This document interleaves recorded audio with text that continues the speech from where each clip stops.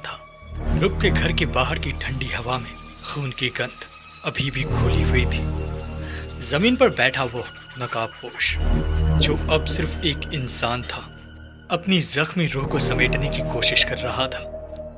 ध्रुव ने देखा कि उज्जवल के चेहरे पर वही भाव थे जो उसने उस गेम में महसूस किए थे, एक गहरा अनकहा दर्द।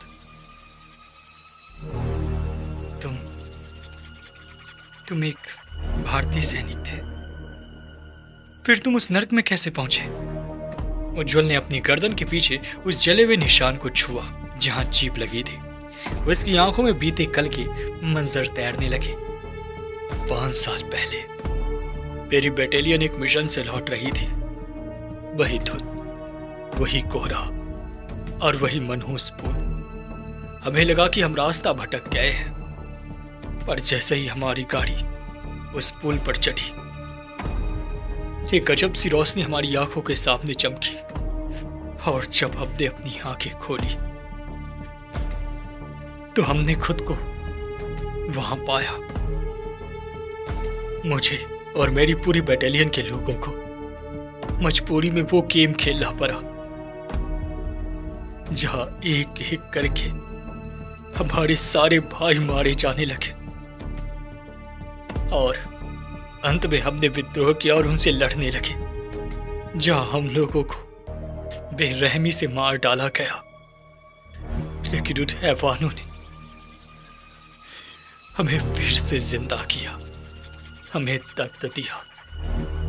हमें कितनी बार मारा गया, कितनी बार जिंदा करा गया, हमें नहीं पता ध्रुव। और जब उनका इस खेल से मन भर गया, तब उन्होंने हम सभी के गर्दन के पीछे ये चीप लगाकर हमें अपने बस में कर लिया। पर सबसे डरावना पल वो था जब उन्होंने मुझे आदेश दिया अपने भाइयों से ही लड़ने का, और एक एक करके मेरे सारे भाई मेरी आंखों के सामने मरते चले गए, और अंत में मैं अकेला जिंदा बचा। वो इंसान नहीं ध्रुव, वो शैतान है। उज्जवल की आवाज कांपने लगी। उसने बताया कि कैसे उन दूसरी दुनिया के प्राणियों ने, जिन्हें हम एलियन कहते हैं, उसे एक खिलौने की तरह इस्तेमाल किया था, पर एक इंसान की तरह नहीं, बल्कि एक किलिंग मशीन की तरह। मेरे दिमाग में वो चिप फिट कर दी गई। मैं सब देख सकता था, सब सुन सकता था। मेरा हाथ मेरी मर्जी से नहीं हिलता था। उन्होंने मुझे मजबूर किया मैं अपने ही देश के लोगों को मारूं, मैं अपने ही लोगों को मारूं, और उन लोगों को जो मेरे भाई से बढ़कर थे, मेरे अपने बटालियन के लोग। उज्जवल उन पलों को याद कर कर पागलों की तरह बरबरा रहा था। ध्रुव ने हैरानी से, उज्जवल, और वो चाहते क्या है? ये खेल, ये कत्लेआम क्यों? तभी उज्जवल को होश आया और उसने गुस्से में कहा, मनोरंजन, उनके लिए हम सिर्फ लैब के चूहे हैं। हमारी डर और हमारी हिम्मत का टेस्ट लेते हैं। वो पुल सिर्फ भारत में नहीं है ध्रुव, वो दुनिया के हर कोने में है। कहीं वो एक सुरंग है, कहीं एक पुरानी हवेली, तो कहीं एक गहरा कुआं।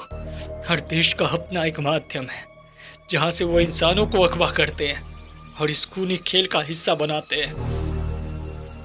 ध्रुव का दिमाग चकराने लगा। उसे याद आया कि कैसे उस खेल में हर देश के लोग थे, और फिर भी सब एक दूसरे को समझ पा रहे थे।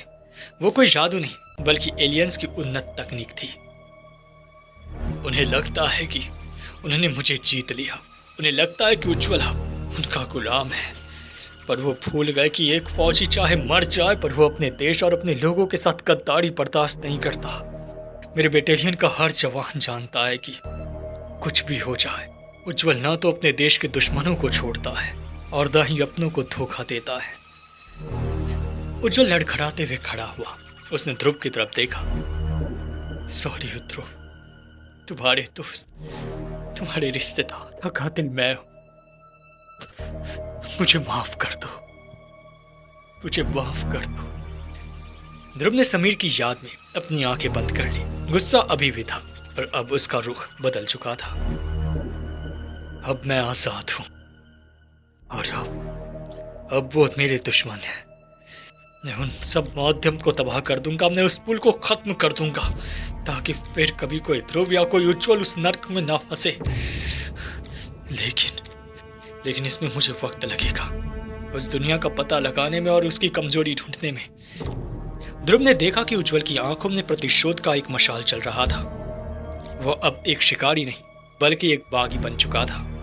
ध्रुव को नहीं पता था कि आने वाले 2 साल इस दुनिया और उस दूसरी दुनिया के बीच एक महायुद्ध की तैयारी होने वाली थी। आखिर क्या करने वाला है उज्ज्वल? कैसे लड़ेगा वो दूसरी दुनिया के उन लोगों से, उनकी एडवांस टेक्निकों से? जानने के लिए सुनते रहिए the bridge of no return, मेरे यानी कि मिस्टर यू वॉक्सिस के साथ।